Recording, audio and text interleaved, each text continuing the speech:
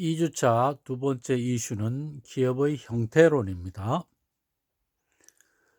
자, 여러분들, 우리 주요 국가에서 기업의 숫자가 얼마나 될 것 같다고 생각하세요?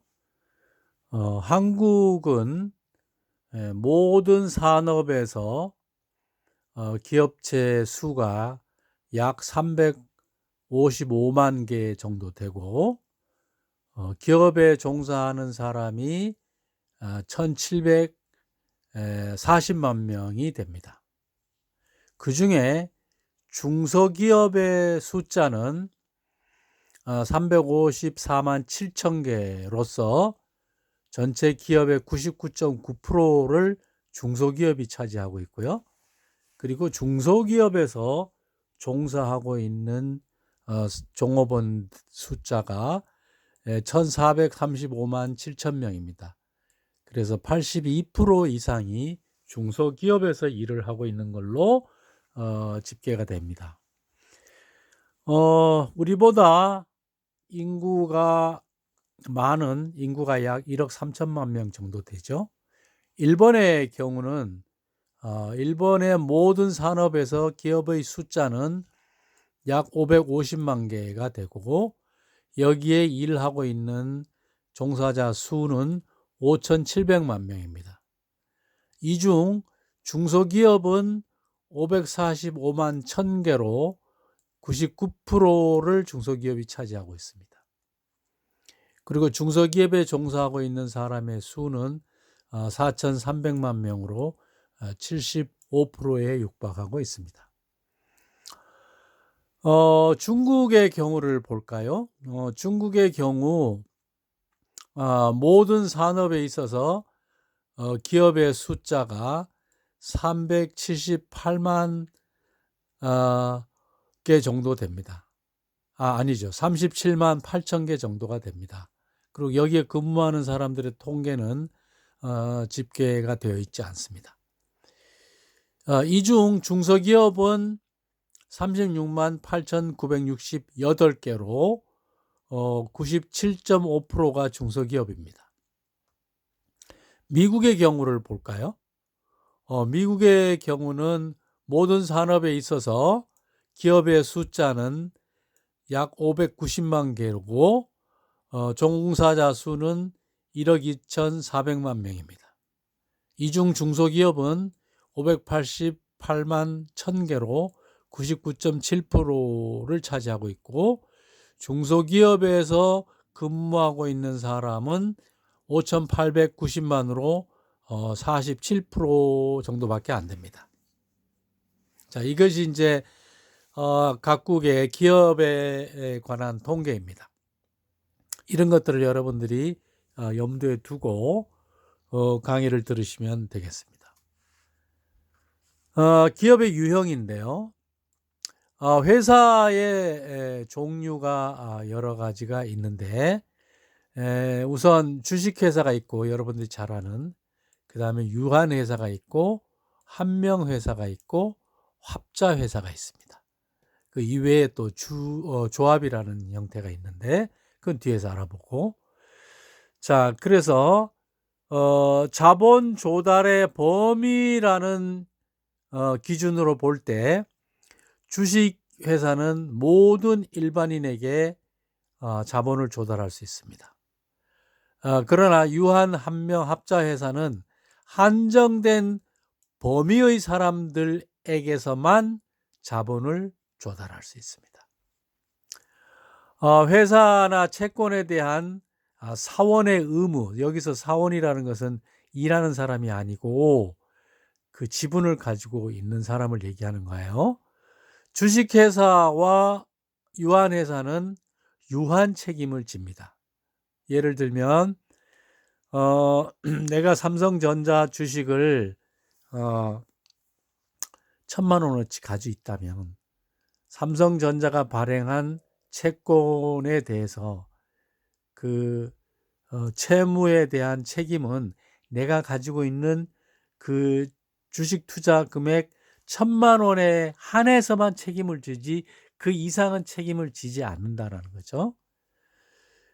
그리고 한명회사는 사원 그 주주가 무한 책임을 지고, 합자 회사는 무한 책임 사원은 무한 책임을 지고 유한 책임 사원은 유한 책임을 지는 그런 책임 소재가 다릅니다. 자, 출자자 수에서는 주식회사는 1인 이상 무제한이고 1인 이상 100만 명도 될 수 있고, 삼성전자의 경우 14만 명 정도 된다 그랬죠. 유한회사인 경우는 1인 이상 50인까지입니다. 한명회사와 합자회사는 2명 이상 소수, 많지 않은 주주 또는 사원으로 이루어진다는 거죠. 그래서 이 회사들의 출자한 사람들을 호칭을 어떻게 하냐면, 주식회사는 주주라고 그러고, 유한회사는 사원이라고 그러고, 한명회사는 사원이라고 그럽니다. 그리고 합자회사는 무한책임 사원은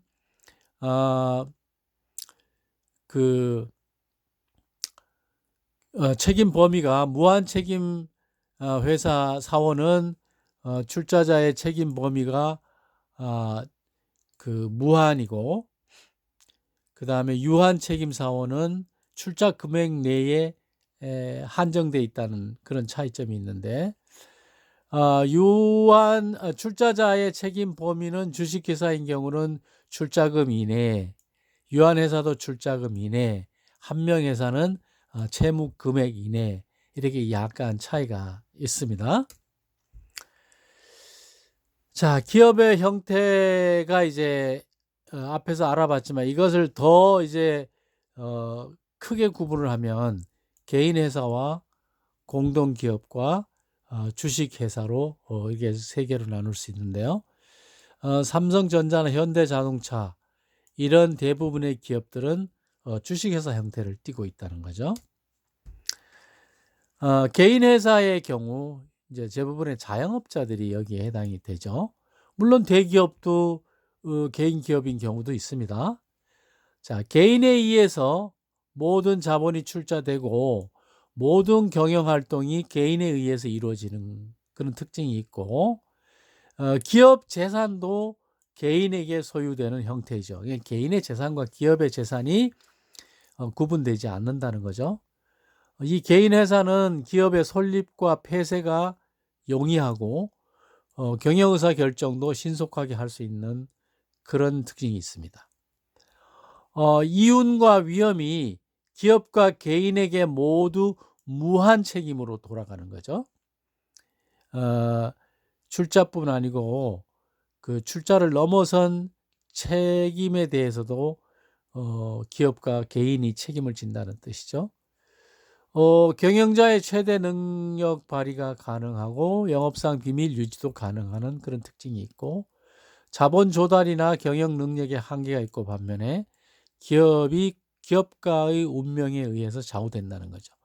기업가가 이제 뭐 사망하거나 하면 그 기업도 문을 닫게 되는 거죠. 그게 이제 개인 기업의 특징이에요. 소유와 경영이 분리되지 않고, 자, 이런 그 개인 기업의 형태는 소규모 사업에 적당한데, 물론 큰 기업도 개인 기업이 있을 수 있다라고 말씀드렸어요. 자, 그 다음에 한명회사는 공동기업으로 2인 이상이 출자하여서 회사 경영에 대해서 무한 책임을 지는 무한책임 사원으로 구성되는 것이 한명회사입니다. 자, 여기서 사원이라는 것은 종사자가 아니고 그 지분을 가지고 있는 사람을 얘기하는 거예요. 한명회사에 대한 출자는 금전 이외에도 채권이나 인적 신용이나 노무, 자기가 일하는 것, 이런 걸로도 출자가 할 수 있는 거죠. 경영상의 의사결정이나 출자 지분에 대한 양도는 다른 모든 사원의 동의가 필요한 거죠. 세 사람의 사원이 있다면 그 세 사람 중에 한 사람의 출자 지분의 양도는 다른 두 사람의 사원의 동의가 필요하다는 거죠. 자본의 집중보다는 노동력을 결합 보충하는데 이 한명회사의 설립 의미가 있다는 것이고요. 사원들이 기업 운영에 능동적으로 참여하게 되고 운영 책임을 분할해서 담당하는 그런 특징이 있고요.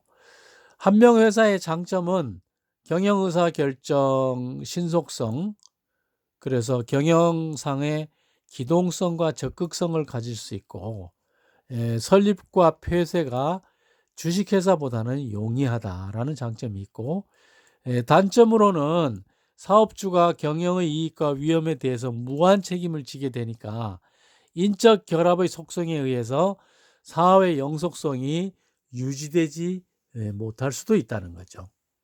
그러니까 한 명 회사의 구성원인 사원이 유고 상황이 발생하면 이 한 명 회사는 지속 가능하지 않게 된다는 거죠.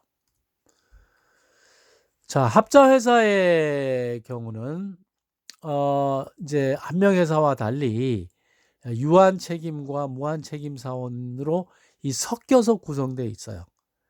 그래서 유한 책임 사원은 자기 출자분에 대해서만 유한 책임을 지고 고난 역시 출자분의 이익에 대해서만 고난을 갖게 되므로 경영활동에 참여할 감독권이나 경영권은 없다는 거죠. 유한 책임 사원의 출자는 출자한 재산에 한정되고 지분을 양도할 때는 다른 그 무한 책임 사원의 승낙을 받으면 되는 거죠. 자, 반면에 무한 책임 사원은 재산, 노무, 신용 등 출자에 제한이 없고 경영에 대해서도 무한 책임을 지는 그런 사원을 무한 책임 사원이라고 합니다. 무한 책임 사원의 출자 양도는 모든 사원의 동의가 필요합니다. 유한 및 무한 책임 사원 모든 사원의 동의가 필요하다는 거죠. 자본은 없지만 경영 능력이 있는 사람과 자본은 있으나 경영 능력이 없는 사람이 결합하기에 적합한 기업 형태라고 합자 회사가 그런 장점이 있다는 것을 알 수가 있습니다. 자, 이제 유한 회사의 경우는 유한 회사 리미티드 컴퍼니인데 유한 회사란 출자액의 한도로 하여 기업 채무에 대한 유한 책임을 부담하는 출자자로 구성된 회사로서 한 명 이상 50명 이내의 유한 책임 사원으로 구성되는 기업 형태를 얘기합니다. 유한 책임이라는 것에서는 뒤에서 알아볼 주식회사와 같지만 한 명 이상 50명까지의 유한 책임으로 구성된다는 것이 주식회사와 다르죠. 자, 이것은 출자자를 무한 책임으로부터 벗어나게 하고 비교적 소규모로 운영할 수 있는 그런 특색을 가집니다. 주식회사와는 다른. 그리고 경영을 출자 사원 중에서 또는 외부에서 선임할 수 있으므로 주식회사처럼 소유와 경영의 분리가 가능하다는 그런 특징이 있어요. 유한 책임 회사에 대한 출자 지분을 양도할 때는 모든 출자 사원의 동의를 얻어야 하므로 자유롭지 못한 점이 있습니다. 주식회사의 경우는 그렇지 않죠. 자기가 그 지분을 주식시장에서 팔 수도 있고 자유롭게 할 수 있는 거죠. 또 회사의 설립 절차나 재무제표의 공시가 주식회사처럼 복잡하지 않다는 거죠. 주식회사는 공공성이 높기 때문에 설립 절차나 재무제표 공시가 매우 까다롭게 이루어져 있습니다. 그 공공성 때문에 그런 겁니다. 그 다음에 출자 사원의 의결권은 출자 비율에 따라서 주어집니다. 예를 들어서 어떤 사람이 20%를 출자했다면 그 사람의 의결권도 20%가 되는 거예요. 이건 주식회사와 똑같은데 조합은 지분이 아니고 그 각 자연인 한 사람 한 사람에게 투표권이 동등하게 주어진다는 그런 부분에서 다릅니다. 마지막으로 주식회사인데요. 주식회사는 다수 공동기업으로 불특정 다수의 출자자로부터 자본을 조달하여 기업의 투자 재원을 마련하는 것이고 경영은 출자자와는 달리 전문 경영인에 이뤄주기 때문에 그 소유와 경영이 분리되어 있고, 자본주의 경제 체제 하에서 다에게 자본 조달이 가장 손쉽게 이루어지기 때문에 오늘날 기업의 전형이 되어 있습니다. 주식회사는 우리가 첫 번째 시간에서 봤지만 1602년 네덜란드 정부가 설립한 동인도 회사가 효시가 되었다는 거죠. 한국에서는 지금은 신한은행에 합병된 종은행이 한성은행이라는 이름으로 1877년에 처음으로 주식회사로 설립이 됐습니다. 자본 조달이 용이하고 또 유한 책임, 소유권 양도가 용이하고 소유와 경영이 분리되는 등의 특징을 가지고 있습니다. 자, 이제 다음 시간에 또 이어서 뒷부분을 보도록 하겠습니다.